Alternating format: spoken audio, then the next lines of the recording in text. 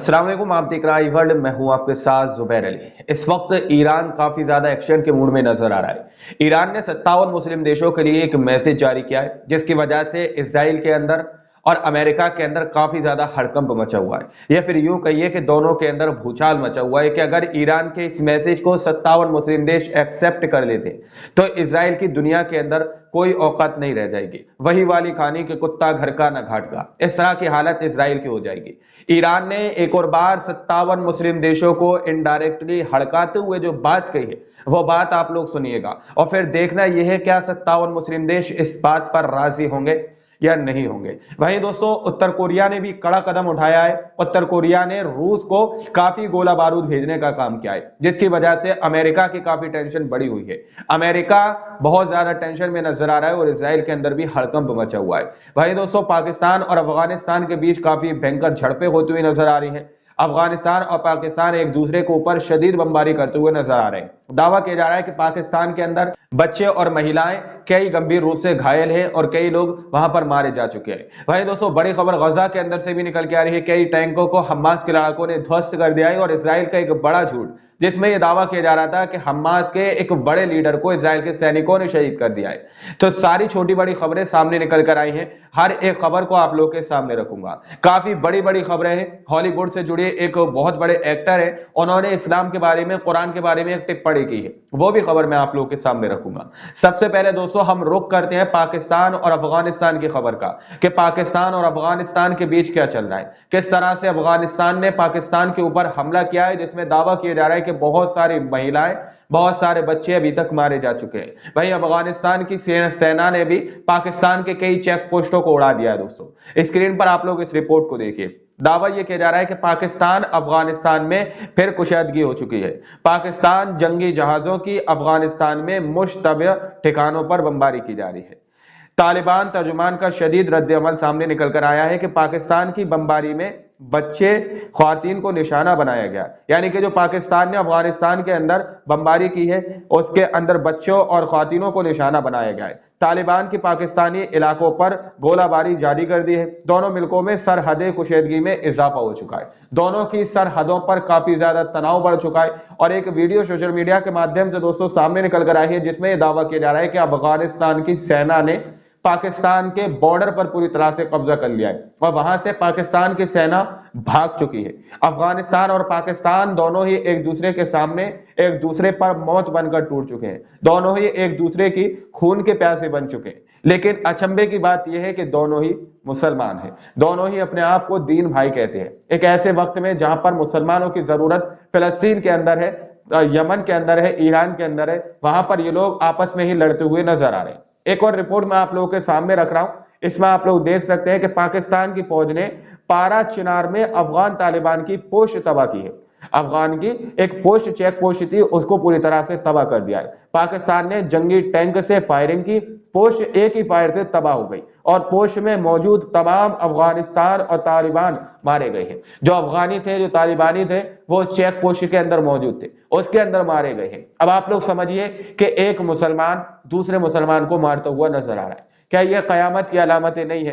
क्या इनको कयामत की अलामत नहीं कहा जाएगा कि एक मुसलमान एक दीन भाई को मारता हुआ नजर आ रहा है और इस पर फख्र महसूस करता हुआ नजर आ रहा है कि उसने अफगानिस्तान की चेक पोस्ट पर, जिसमें अफगानी और तालिबानी मौजूद थे, उस पर पाकिस्तान के जंगी फायरिंग की गई, जिसमें वो पूरी चेक पोस्ट एक ही फायरिंग में तबाह हो गई, जिसमें कई लोगों के हताहत होने की खबर सामने निकल के आ रही है। तो ये कुछ बड़ी अपडेट दोस्तों तालिबान और पाकिस्तान की तरफ से सामने निकल कर आई है।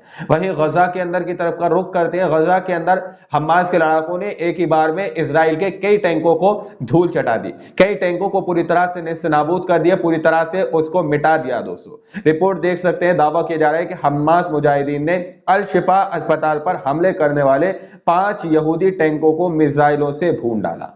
आप सभी को हमने पिछली रिपोर्ट के अंदर बताया था कि अल शिफा अस्पताल के आसपास इर्द गिर्द हमले किए जा रहे हैं, ताकि अस्पताल के अंदर जो फिलिस्तीनी, जो गजा के वहां के रहने वाले लोग हैं, उन लोगों ने जो शरण ली हुई है, उसके अंदर जो पनाह ली हुई है, तो वो लोग डर के मारे उस अस्पताल से बाहर निकल आए। इसलिए अस्पताल के आसपास जो है बमबारी की गई, फायरिंग की गई। जैसे ही फिलिस्तीनी उस अस्पताल से बाहर निकले तो तुरंत ही उनके ऊपर फायरिंग की जा रही थी, उनके सीधे सीधे माथे और सीने पर फायरिंग की जा रही थी। अब दावा यह किया जा रहा है कि जो टैंक अल-शिफा के अस्पताल, हॉस्पिटल के आसपास जो हमला कर रहे थे, वो 5 यहूदी टैंकों को हमास के लड़ाकों ने पूरी तरह से ढेर कर दिया, अपनी मिसाइलों की जद में लाकर उनको उड़ा दिया दोस्तों। तो ये एक बड़ा झटका इजराइल को लगा है कि एक ही बार में 5 टैंक पूरी तरह से तहस नहस हो गए गजा के अंदर। तो इजराइल के ये यहूदी आम नागरिकों को गजा के अंदर निशाना बना रहे हैं, चाहे वो अस्पताल हो, चाहे मस्जिद हो, चाहे वो खाने पीने की बेकरियां हो, उनके इर्द गिर्द ये बमबारी कर रहे हैं, क्योंकि उन जगहों के अंदर फिलिस्तीनियों ने शरण दी हुई है।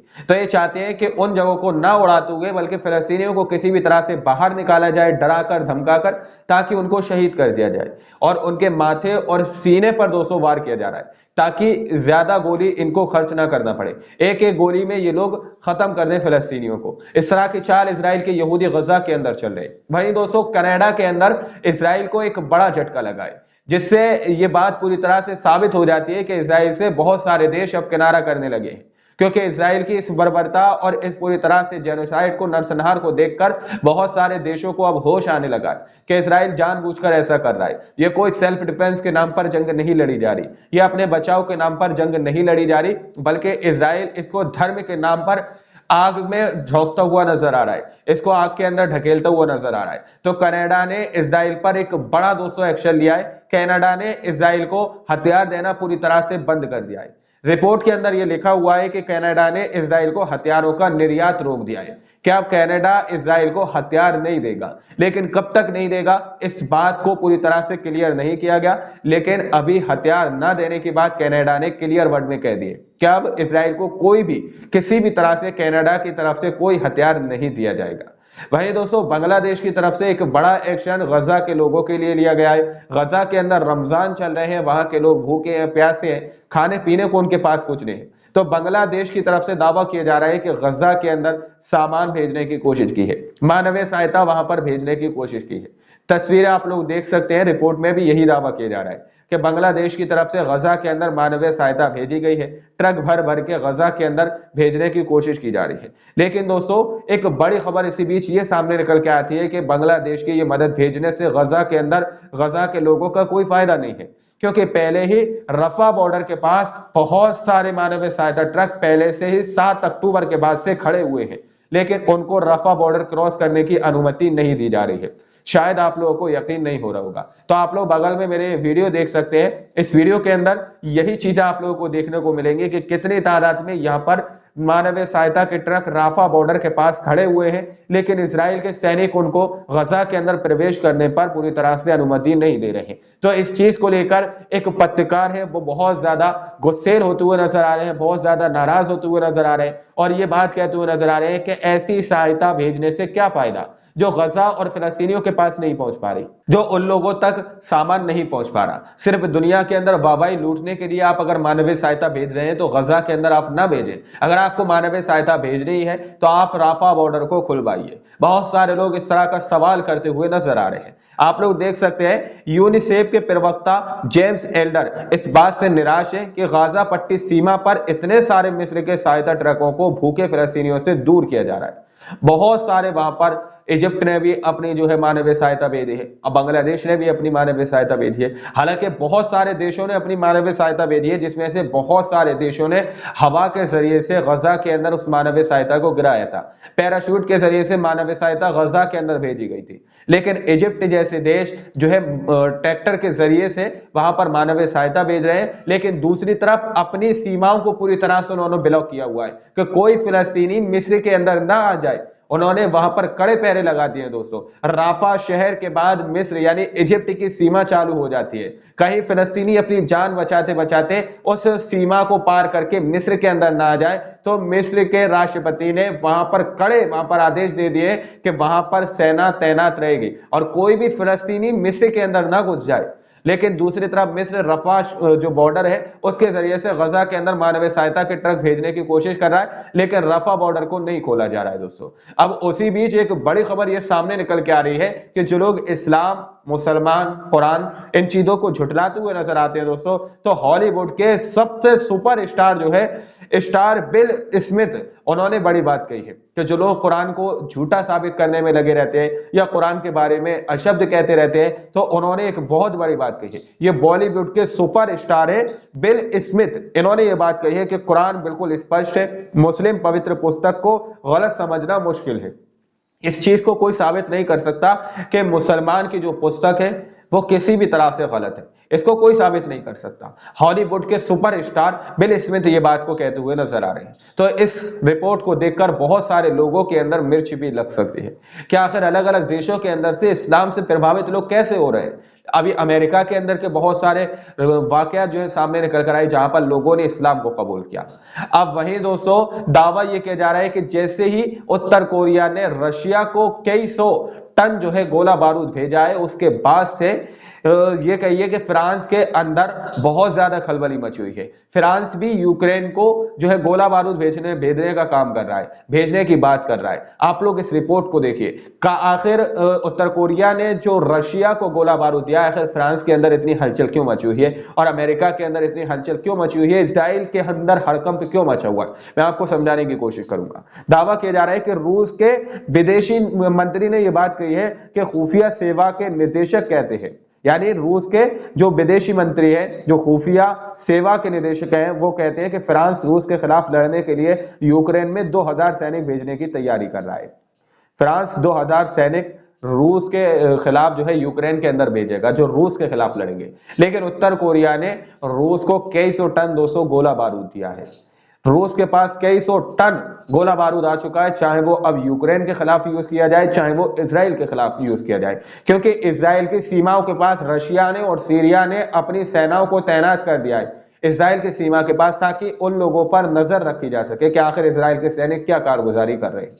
वहीं इजराइल का एक बड़ा झूठ दोस्तों सामने निकल कर आया है कि इजराइल के सैनिकों ने इस बात का दावा किया कि हमने हमास के लड़ाकों के एक बड़े लीडर को शहीद कर दिया है। हमास के लड़ाकों को एक बहुत बड़े लीडर है, उनको पूरी तरह से शहीद कर दिया। इजराइल के सैनिकों ने यह दावा किया है। फोटो आप लोग देखिए जिस पर ये रेड एरो सर्कल बना हुआ है, इनको दावा किया जा रहा है कि इनको दावा कर रहा है इजराइल के सैनिक कि इनको शहीद कर दिया है। लेकिन हमास के लड़ाकों ने पूरी तरह से उस दावे को गलत ठहराया है कि हमारा कोई लीडर अभी तक शहीद नहीं हुआ है। रिपोर्ट आप लोग देख सकते हैं। इजरायली फौज का गजा में हमास के नायब आर्मी चीफ मरवान ईसा को शहीद करने का दावा, हमास ने इजरायली दावा को मुस्तरद कर दिया, यानी कि पूरी तरह से झुठला दिया कि हमारा कोई भी लीडर अभी शहीद इजराइल के सैनिक नहीं कर पाए हैं।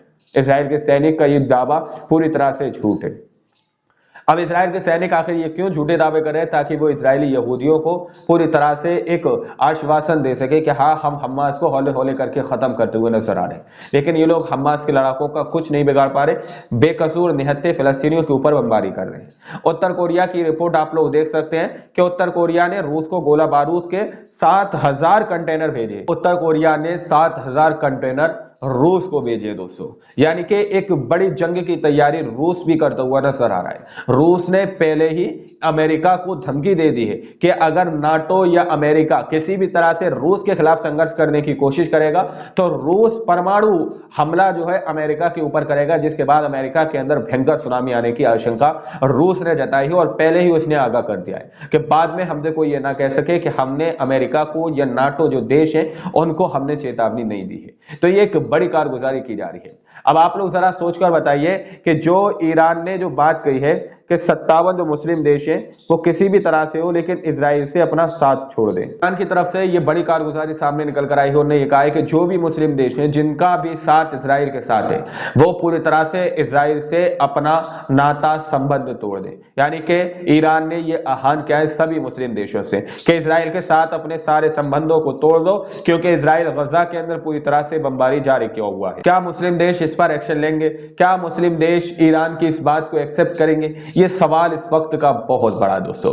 अब सारी रिपोर्ट मैंने आप लोगों के सामने रखी है कि किस तरह से एक मुस्लिम शख्स जो है अपने ही मुस्लिम भाई का दुश्मन बना हुआ है, पाकिस्तान, तालिबान, अफगानिस्तान। तो इस तरह से जंगें अलग अलग देशों के अंदर से सामने निकल कर आ रही हैं दोस्तों। रूस के पुतिन ने पहले ही इस बात को क्लियर कर दिया था कि हो सकता है कि हम WW3 यानी वर्ल्ड वार 3 की तरफ कदम बढ़ा रहे हैं। चंद ही कदम हम वर्ल्ड वार 3 से पीछे, अलग अलग देशों के अंदर अलग अलग तरीके की जंगें देखने को मिल सकती हैं। तो ये कुछ बड़ी अपडेट थी दोस्तों जो हमने आपके सामने रखी। अब आप लोग क्या सोचते हैं, क्या समझते हैं, अपनी राय कमेंट सेक्शन में हमें जरूर दीजिएगा। मिलते हैं अगले वीडियो में, जब तक के लिए अपना ख्याल रखिएगा।